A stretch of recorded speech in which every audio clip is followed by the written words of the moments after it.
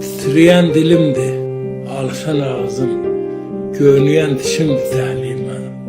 Yağdırar başıma qarı boranı, sərt gələn qışımdı təlimə.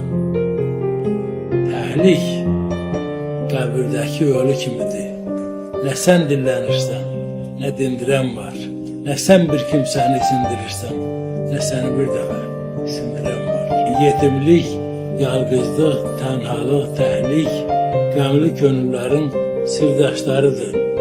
Dünyada nə qədər duzlu su varsa, tək olan kəslərin göz yaşları.